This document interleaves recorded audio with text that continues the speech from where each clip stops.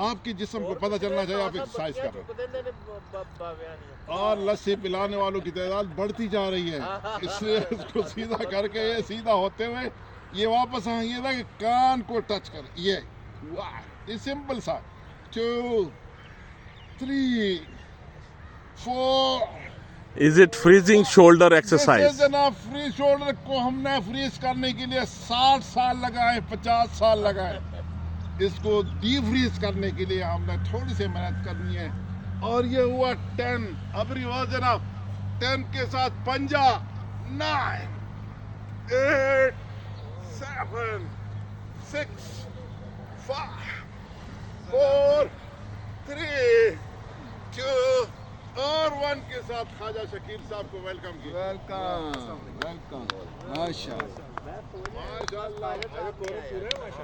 जबरदस्त।